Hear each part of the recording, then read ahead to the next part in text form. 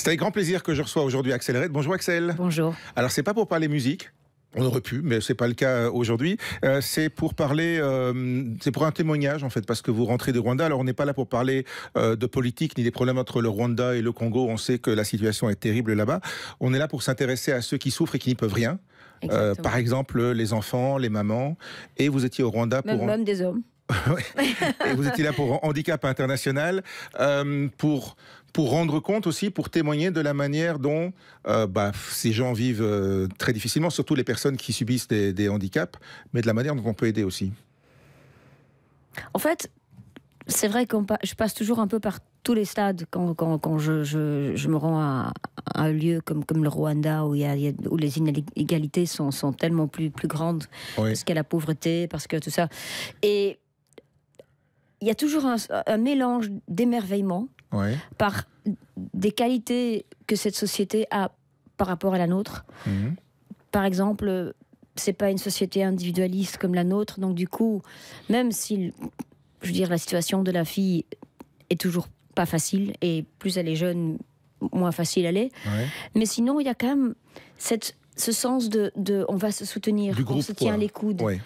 Par exemple, on a vu quand même plusieurs endroits où il y avait une famille qui n'était même pas rémunérée, mais qui prend l'initiative tout simplement d'accueillir des enfants en bas âge, avant l'âge de la maternelle, et notamment aussi des enfants qui ont des problèmes de développement. Et ils font ça, même si leurs enfants n'ont plus l'âge d'y participer, mais sont déjà à l'école. Et tu te dis... Waouh, il y a des gens gentils partout, et chez nous aussi d'ailleurs. Mais c'est important ce que vous dites, Axel Red, parce que ça veut dire que, ok, il y a des ONG comme celle que vous représentiez là, qui est Handicap International, mais il y a de la solidarité interne aussi entre les gens qui vivent cette situation. Exact. Et donc c'est ça que j'aimerais transmettre aux gens comme message, c'est que en fait. Un exemple très très concret, c'est que il y avait dans un village les femmes qui se regroupaient et en fait elles mettaient un petit peu d'argent ensemble pour celles qui en avaient le plus besoin. Alors Handicap, ils disaient puisqu'ils voyaient la belle initiative, ils mettaient de l'argent en plus, mais l'initiative partait des gens même. Donc c'est en fait voilà, tu vois une équipe comme Handicap sur place. Moi je compare ça un petit peu à une équipe de fourmis, et parfois un peu désespéré parce que on sait bien que parallèlement il se passe des choses juste à côté de la frontière, et même le gouvernement du Rwanda est inclus, et tu passes un moment de grand, comment dire, de déception. Mais tu dis qu'est-ce qu'on est en train de faire? Et bien justement, en fait c'est un petit peu pareil. C'est parce que c'est pas de la politique, ça concerne pas les États, ça concerne des gens qui sont sur place. Les gens qui sont en fait depuis la nuit des temps, à chaque fois, victimes de tout ça. Et donc, il faut des organisations. Tant qu'il y a des victimes, il faut des fourmis. J'appelle ça l'armée de fourmis qui répare, qui donne de l'espoir, qui vient... Un petit coup de pouce, quoi. Exactement. Voilà. Et nous, on peut aider à donner un petit coup de pouce. C'est ça aussi le message. Ça fait un moment que vous vous impliquez, Axel Red, dans des ONG, dans l'humanitaire. Ça fait quoi? Ça fait plus de 20 ans maintenant? Ça fait 25 ans. Comment vous êtes tombé là-dedans, si j'ose dire? Est-ce que c'est l'étudiante en droit, qui avait soif de justice? Oui, aussi. Je pense qu'en tant qu'enfant, j'étais déjà... Je pense que voilà, on est qui on est, déjà à la naissance. Et j'ai jamais supporté l'injustice. Je sais pas que j'étais l'enfant parfaite. Il paraît que même Bouddha n'était pas parfait. Personne n'est parfait. Donc je n'étais pas parfaite. Mais je veux dire, je me souviens la première fois que je me suis rendu compte que moi, j'avais pas été juste. Et que j'avais exclu apparemment quelqu'un. Ça m'a plus bouleversée encore que de voir quelqu'un qui n'était pas gentil. Et donc, voilà, j'ai ça en moi. Et quand j'étais étudiante, déjà, j'avais fait un grand voyage au Vietnam, où les premières fois, d'ailleurs, j'ai vu concrètement les victimes de guerre.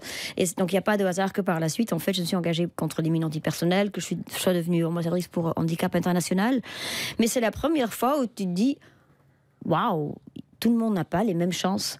Et d'ailleurs, dès que j'ai eu cette occasion de réaliser mon rêve, premièrement, en pouvoir faire des études, et plus tu voyages, plus tu te rends compte que c'est pas donné à tout le monde, pas une question d'intelligence, mais une question encore plus pour une jeune femme. Exactement. Et deuxièmement, j'ai pu réaliser mon rêve. Et en fait, je me sentais mal parce que je me dis, pourquoi moi? Pourquoi toutes ces chances et qu'il y en a tellement qui ne les ont pas? Et donc, parallèlement, j'ai tout de suite voulu rendre. Et d'ailleurs, moi, je suis de l'avis que si on donne à un être humain des chances égaux pour pouvoir réaliser ses rêves, automatiquement, je pense que la plupart des gens, sauf qu'il y en a toujours quelques mauvais, mais la plupart des gens, automatiquement, je pense qu'on veut rendre. Et c'est pour ça que je reste très positive sur l'humain, l'être humain. Qu'est-ce que vous avez pu voir là-bas, parce que vous avez rencontré plein d'enfants. Moi, je me disais en préparant l'interview qu'à la fois, il fallait avoir un cœur énorme et en même temps, il faut quand même l'avoir bien accroché, parce que face à cette misère, face à ces gens qui vous regardent et qui vous appellent quelque part, il faut, il faut être sûr de soi, quoi. Ouais. Bah, heureusement, j'ai mes chansons. Il n'y a pas de hasard que la moitié de mes chansons sont des chansons engagées. Et il y en a pour dénoncer, il y en a pour placer les choses, il y en a pour traiter. Je me suis rendu compte, c'est aussi en fait, une manière de rendre quelque part le cadeau de la notoriété, de le rendre en l'utilisant pour faire quelque chose d'utile, quoi. Oui, je me dis, à travers mes chansons, j'espérais, je sais pas, d'un côté réveiller les gens, mais d'un autre côté, en fait, les chansons que je trouve le mieux réussies, c'est quand tu réussis à, d'une façon très positive, atteindre les gens, et que même dans le subconscient, ils dansent même dessus, mais que ça rentre, et que voilà, il y a une sorte de conscience sans donner la leçon. Et c'est pour ça que la musique, elle est parfaite pour ça. Donc voilà, donc j'ai réussi à placer les choses. Mais en fait, c'est aussi une sorte de leçon de vie que tu reçois là-bas. Parce que, d'ailleurs, je le dis toujours aux mamans, d'abord, je leur dis qu'elles sont elles-mêmes des héroïnes. Parce que à chaque fois, et plus... Je veux dire, le pays est je dirais, il y a des difficultés. Tu te rends compte que la femme, c'est celle qui va toujours rester debout, la dernière. Par exemple, on a vu maintenant ici concrètement dans ce programme beaucoup d'enfants avec avec un problème de développement.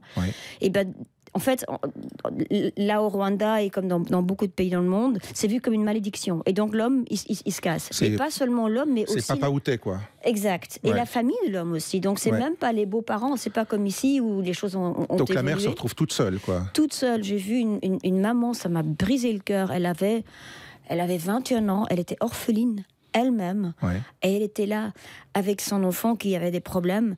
Et d'ailleurs, je lui ai dit, madame, vous pouvez vraiment être fière de vous. Je veux dire, vous n'avez pas fui. Vous êtes là pour votre enfant. Tout ce que vous faites est magnifique. Parce qu'en plus, il y avait un programme incroyable de handicap international. Ça s'appelle la Blue Box. Et il y a plein de petits outils qui sont très faciles à apprendre à la maman pour qu'elle puisse... En fait, faire en jouant avec l'enfant, le faire développer pour qu'il puisse... Pour l'aider à progresser, quoi. Exactement. Donc c'est magnifique. Sauf que c'est 2 heures qu'on demande à la maman, qui en plus de ça doit aller travailler dans les champs, et là toute seule avec son enfant. Chercher de l'eau, enfin voilà tout ce qui... Et pareil, je dis toujours aussi à ces mamans, je dis, madame, votre enfant, il faut pas avoir pitié en fait, parce que cet enfant, c'est un héros aussi, parce que il sera un exemple pour les autres enfants qui vont voir son courage, qui vont voir son évolution. Je veux dire, et d'ailleurs, c'est tout ce que je dis, c'est que pour moi, un enfant handicapé, on devrait... En fait, on peut dire que ce n'est qu'ensemble qu'on est tous parfaits. Et moi, je ne vois pas ça comme un handicap. C'est par exemple quelqu'un qui a besoin de lunettes. Vous portez des lunettes. C'est tout simple, vous avez des lunettes. Mais je dirais... Il y a même pas si longtemps, ou dans le mauvais endroit, on vous donne pas de lunettes, vous ne voyez pas. Exactement. Je dirais, c'est aussi simple que ça. Et donc je me dis que, par exemple, ici, on va jamais dire que quelqu'un qui manque d'empathie et qu'il est prof médecin, je dis pas qu'ils sont tous sans empathie, mais il en existe, ou dans n'importe quel métier. Il y a des artistes qui sont sans empathie et qui sont des enfoirés. Ils sont partout des enfoirés. Mais je dis, on va jamais dire que c'est un handicap. Mais c'est un handicap. Et donc, c'est pour ça que je dis, si on donne ce qui manque, un peu comme chez les animaux, chaque animal, en fait, a de quoi se défendre dans la vie, et ils n'ont pas tout. Aucun animal a tout. Il y en a un qui a des dents, il y en a un qui a un truc sur la tête.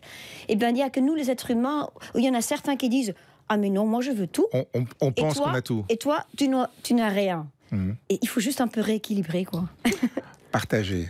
Exact. Mais ça doit quand même être difficile, et on en parlait un peu hors antenne, parce que vous avez passé une semaine là-bas avec ces enfants, avec ces mamans, à partager leur vie, donc à partager aussi leurs histoires, parce que c'est ça aussi qu'elles racontaient aussi, c'est une manière déjà de se sentir un petit peu mieux. Quand on repart, c'est dur, hein. Oui, Et même sur place. Je veux dire, il y avait ce petit garçon qui était... il était sourd-muet. Ouais. Et il avait la chance d'apprendre le langage des signes. Et je me dis, waouh, c'est magnifique. Et la maman l'apprenait aussi parce que les parents venaient spécialement dans ce centre. Donc c'était magnifique. Ouais. Mais après, je voulais vraiment communiquer avec le garçon. Donc j'ai essayé vraiment... Je voulais pas parler à l'interprète. Donc j'ai appris quelques les signes pour parler avec lui. Et il m'a dit, après... Je te trouve gentil. Et j'ai vraiment dû me cacher. J'avais les larmes. Et puis surtout que je me disais, ce garçon, il avait tout. Il était mignon, il était intelligent. Mais bon, même s'il n'avait pas intelligent, il mérite encore toutes les chances. Mais je me dis, tant que nous ne parlons pas tous le langage des signes, il reste handicapé. Donc je me disais, mais peut-être le langage des signes, ce serait ce qu'on devrait apprendre à tout le monde, tout simplement pour se comprendre. Oui. C'est juste dommage qu'ils n'en aient pas fait un langage international, ça aurait enlevé quelques barrières. Mais exact, parce qu'il paraît qu'en plus le langage des signes n'est pas pareil partout. Pas de la même manière, non, visiblement. Non, mais bon, en fait, les solutions, j'ai compris une chose, et ça c'est les Africains, une fois de plus, qui me l'ont appris. Les solutions sont toujours simples. Il faut juste le faire. Et comme vous le disiez, l'avantage que nous on peut avoir, c'est de donner un petit coup de pouce. Mais ici, dans le cas que vous racontez, ils sont à l'origine des initiatives, et nous on vient pour appuyer un peu plus, quoi. Donc ça veut dire que c'est un peu comme l'histoire du poisson qu'on n'a pas donné, mais on a appris à pêcher quelque part. C'est très beau ça. Voilà, c'est le père Damien, donc j'ai rien inventé. Voilà, Axel Red, témoin pour Handicap International. Quand vous verrez passer les annonces ou si vous allez sur le site internet, n'hésitez pas, nous tous on peut faire quelque chose. Merci Axel. Merci.